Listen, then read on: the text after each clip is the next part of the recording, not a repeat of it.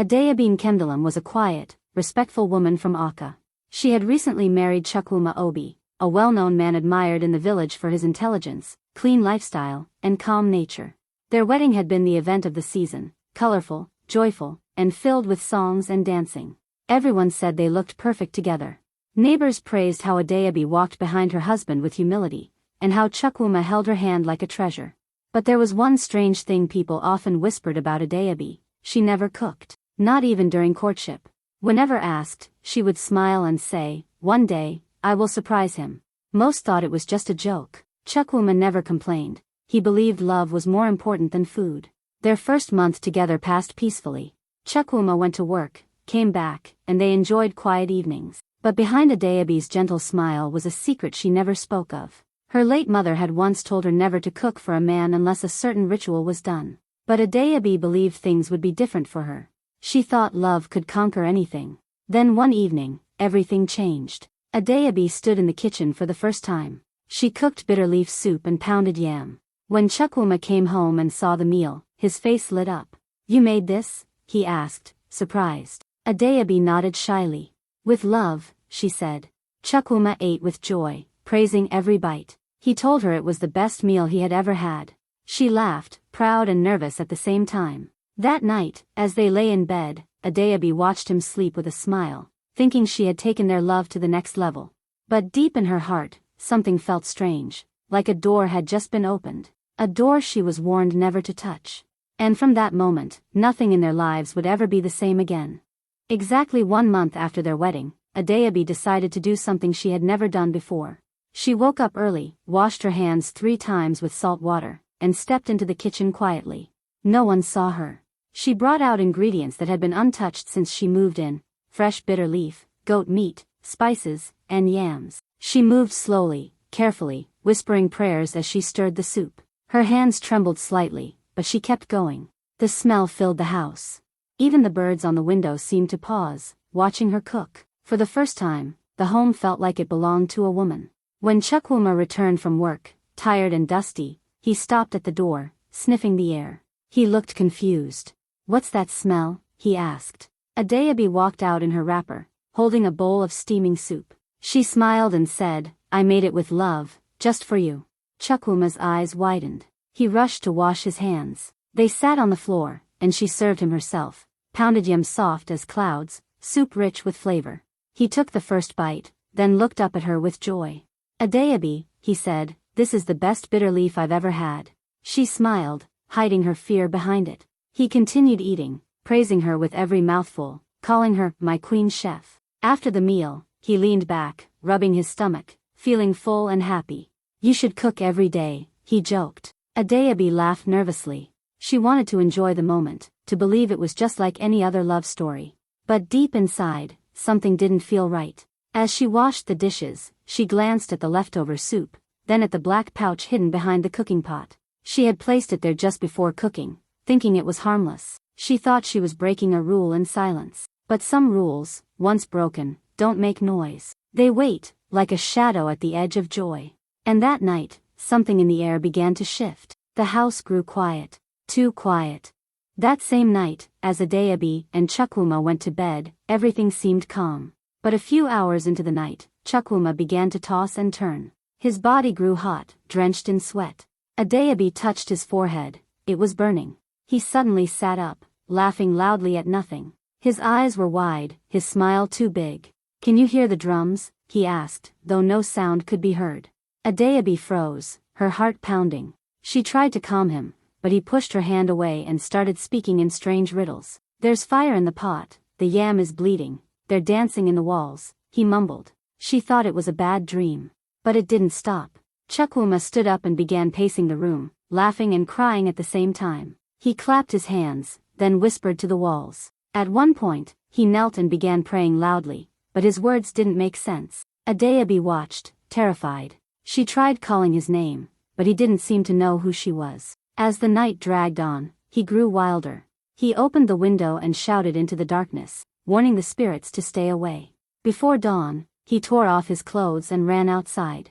Adayabi chased after him, but he was too fast. The neighbors came out, drawn by the noise. They stared in shock as Chukwuma ran through the village naked, screaming about fire in the pot and blood in the yam. "Don't eat it. It's alive," he yelled. Children cried. Elders shook their heads. Some crossed themselves, whispering prayers. Adeobi stood frozen, her hands over her mouth. She didn't know what to say. Her husband, once the most respected man in the village, was now acting like someone possessed. And deep inside, she feared this madness had something to do with what she cooked, or what she added. The pouch. The curse. The forgotten warning. Everything came rushing back. The silence that followed was louder than any scream. Something had begun. And it couldn't be undone. By morning, the village was in chaos. News spread fast. Chukwuma, the respectful, disciplined man, had lost his mind overnight. People gathered in small groups, whispering. Some said it was a spiritual attack. Others said it was madness sent by the gods. But one name kept coming up, Adeobi. They said ever since she entered Chukwuma's life, strange things had started. Her neighbors remembered how she never cooked before. Now she cooks once, and her husband runs mad, someone asked. "It's not normal," another replied. Fear turned into suspicion. Elders called an emergency family meeting at Chukwuma's father's compound. Adeobi stood there with swollen eyes, her face wet with tears. Her mother-in-law didn't even let her sit. "What did you put in the food?" she shouted. "What did you do to my son?" Adeobi fell to her knees, crying louder. "I didn't do anything. I swear. I only followed my mother's recipe. It was just bitter leaf soup." But they didn't believe her. One uncle pointed a finger and said, "I warned him not to marry a woman who hides behind silence. Now see what has happened." Some called her a witch. Others said she brought a curse from her family into their home. Someone even suggested that her food was mixed with charms. The same people who danced at her wedding now turned away from her. Even the children refused to look her in the eye. Outside, Chukwuma was tied to a tree with ropes, still laughing and shouting about blood in the yam. The villagers kept their distance, watching with fear. The chief sent word that a spiritual healer would come soon. Adeobi sat alone on the floor, broken and confused. She wanted to scream the truth, but she didn't know what it was. She had only cooked with love. So why was this happening? Then she remembered the pouch, the small black pouch she had placed behind the pot, the one her mother told her never to touch. Her heart sank. Maybe it wasn't just food. Maybe she had cooked something much deeper. And now, everyone wanted her to pay. As the village buzzed with confusion and fear, one voice added more fuel to the fire. Mama Yuloma, an old neighbor known for minding everyone's business, whispered something to a group of women under the mango tree. "I saw her," she said in a low voice, "on the evening she cooked." Adeobi was holding a small black pouch. She took it into the kitchen. The women gasped. One covered her mouth. Another crossed herself quickly. "What was in the pouch?" someone asked. Mama Yuloma shrugged. "All I know is that no woman from a clean family walks into her kitchen with charms." By evening, the whispers turned into loud talk. People began to repeat the story like it was truth. She added something spiritual to the food, they said. It wasn't ordinary soup. The market women refused to sell her anything. Children ran away when she passed. Even the women who once danced beside her at her wedding now avoided eye contact. Her name became a warning. "Don't eat from her hand," they said. "You'll run mad too." Inside the house, Adeobi sat in silence, shaking. She remembered the pouch clearly.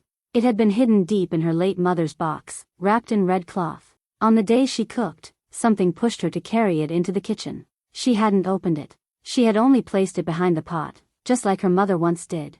She thought it was for protection. A tradition. A small harmless act. But now, everyone believed she had bewitched her husband. Her in-laws demanded she confess. Even Chukwuma's younger brother shouted in her face, calling her a snake in human skin. And Adeobi, though innocent in her heart, had no words to explain why she brought the pouch into the kitchen. She looked at the bitter leaf soup still in the pot. The same soup that brought praise had now brought madness. Somewhere deep inside, she began to wonder, did she really trigger something?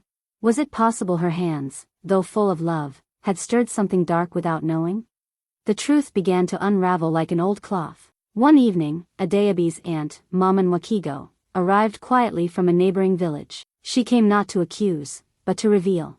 In a low, trembling voice, she told the elders what many had forgotten, or chosen to hide. Years ago, Adeobi's mother, Urena, had been accused of poisoning her husband. He had died suddenly after eating her food. Back then, some believed it was a spiritual attack. Others claimed Urena had tampered with the family's cooking spirit, a sacred power passed down through generations of Nkendalum women. That spirit, they said, must be cleansed before any woman could safely cook for a man. Adayabi had heard whispers of this as a child, but no one ever told her the full truth. After her mother died, the elders kept silent. No one guided her. No one explained what the cleansing truly meant. All she remembered was her mother's final warning: never cook for a man unless you've done the ritual. Love is not enough. But Adayabi, blinded by affection and the desire to be a good wife, had pushed that warning aside. She believed times had changed, that old traditions were just fear wrapped in stories. She thought her heart was pure, and that was enough. So when she brought out the black pouch and stepped into the kitchen that day, she thought it was symbolic, just a way to feel close to her late mother. She didn't know she was walking straight into a curse. Now, with Chukwuma still tied to the tree, groaning and speaking in riddles, the villagers looked at her differently. Not just as a new bride, but as the daughter of a woman once feared. The elders said the cooking spirit had not been cleansed, and the food she made was like opening a locked door without a key. Adayabi's tears couldn't stop the whispers. The past had returned, not as memory, but as madness. And now, the village demanded a solution, not just for Chukwuma's sake, but to cleanse what had been broken long before Adayabi was even born. Just when the village didn't know what else to do, a tall elderly woman with silver hair and piercing eyes appeared at the edge of the compound. Her name was Ezenwei Chioma, a respected priestess who had long disappeared from the public eye. Some thought she was dead. Others believed she had entered the spirit world years ago. But now, here she was, walking slowly with a carved wooden staff, her presence making even the boldest men step back. "I have come," she said in a calm voice, "because the curse has returned." The crowd parted as she walked past them and stopped in front of Adayabi. She looked at her deeply, as if reading her soul. Then she nodded. "You are her daughter," she said. "Urena's blood runs through you." Adayabi fell to her knees, shaking. The priestess turned to the elders. "This is not ordinary madness. It is the voice of a spirit that was not respected." She revealed that many years ago, she had been the one to cleanse the Nkendalum cooking curse from Urena, Adayabi's mother, after her husband's death. The Nkendalum women, she explained, were born with a powerful cooking spirit that needed to be honored with fire, salt, and blood before it could serve others. Without the cleansing, the food they made would be rejected by any man who ate it. The rejection would come as madness, not as punishment, but as warning. Ezenwei Chioma walked over to Chukwuma, who was still tied to the tree, laughing softly to himself. She placed her hand on his head and closed her eyes. "He is not mad," she whispered. "He has been touched by a spirit that does not know her." The food came from hands that were not yet clean. The villagers fell silent. For the first time, they realized this wasn't just about Adayabi. It was about something older, deeper, and spiritual. Adayabi looked up, her heart broken, but her eyes beginning to understand. The curse wasn't just hers to carry. It was her family's story, one that had been buried too long, now rising with fire in its breath. Ezenwei Chioma gave her final verdict. The curse could only be broken through a 3-day ritual of cleansing. Adayabi would have to fast, pray, and walk barefoot through fire, not as punishment, but as a way to prove her spirit was ready to carry the Nkendalum gift without causing harm. The village elders agreed. The ritual had to begin at sunrise. On the first day, Adayabi was led to the sacred grove, far from the village. There, she sat alone with no food, no water, and no shade. She was surrounded by stones marked with symbols, and in the center, a small fire burned from dawn till dusk. She was not allowed to speak. Each time the fire cracked, she flinched, remembering Chukwuma's screams. Her body grew weak, but her mind stayed strong. She wanted to bring him back. Meanwhile, Chukwuma remained tied to a thick tree trunk near the village square. His madness did not rest. He would cry as if he remembered Adayabi, then suddenly laugh like a child, pulling at the ropes, shouting, "Don't let her feed me again." Some villagers watched from a distance, afraid. Others whispered that maybe he would never return to normal.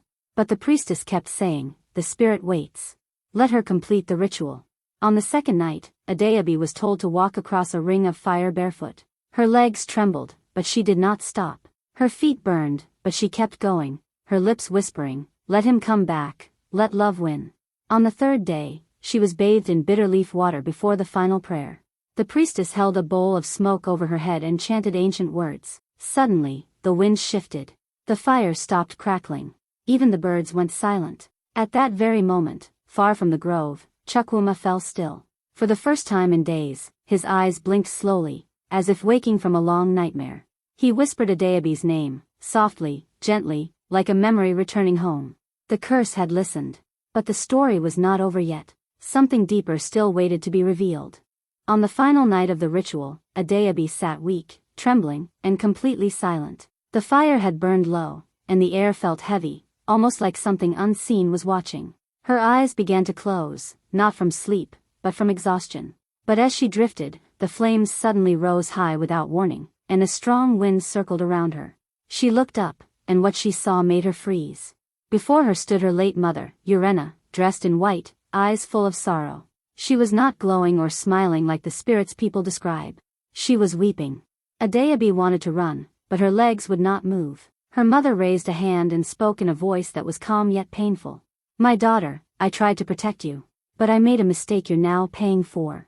Then came the truth. Years ago, Urena had made a blood pact with a spirit to protect the women in their bloodline. But the deal came with a rule. None of her daughters must ever share their food with a man unless that man was part of the spirit pact. If they did, the man's spirit would clash with the power in the food.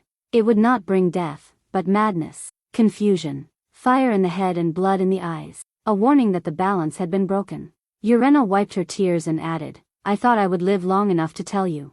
But death came too soon. I buried the pouch so you'd find it. I thought that would be enough. I'm sorry, Adayabi. You were never meant to suffer like this." The vision faded. The fire dimmed again. Adayabi collapsed to the ground, crying harder than ever before. Now she understood. It wasn't just about tradition or curse, it was about a forgotten promise. A deal made with unseen forces that had been broken without knowledge. As morning approached, Adayabi opened her eyes, no longer afraid, but full of clarity. She had seen the root of the pain. And now, she knew what must be done, not just to save Chukwuma, but to rewrite the story for every daughter that would come after her. As the sun rose on the final day, the air in the village felt different, lighter, calmer. Word spread quickly. Chukwuma was no longer screaming. He was no longer tied. He sat quietly under the tree, his eyes clear but tired, as if waking from a long nightmare. When he saw Adayabi approach, his lips trembled. "I saw you," he whispered. "Even in the madness. I saw you." Adayabi knelt beside him, tears falling, but her heart finally felt free. The curse had lifted. Days passed. Chukwuma began speaking more clearly, walking around slowly, but one thing never changed. He refused to eat any home-cooked meal. No matter how hungry he was, he'd only eat packaged food or fruit. Adayabi didn't push. She understood. Some wounds take time. Some fears never fully leave. But she had changed too. The woman who once feared her own cooking now stood tall in front of fire. With the blessing of the priestess and the support of a few kind villagers, Adayabi opened a small kitchen by the church. Not for profit, not for praise, but for healing. She began cooking daily for orphans, widows, and travelers with no home. The same bitter leaf soup, the same pounded yam, but this time, with a cleansed spirit, a pure heart, and no hidden pouch. The food brought smiles, not screams. Warmth, not fear. People started saying her food had something special in it, something deeper than taste. And maybe it did, not magic, not spells, but truth. The truth of her journey, her pain, her strength. Even Chukwuma, one quiet afternoon, stood at the doorway of the kitchen, watching the children eat. He didn't go inside. He didn't take a plate. But he smiled. Adayabi looked at the pot on the fire and then at the faces filled with joy. And as she stirred, she whispered the words that would forever stay in her heart. The food that once broke a man now feeds a village, because truth, like fire, must be cooked carefully.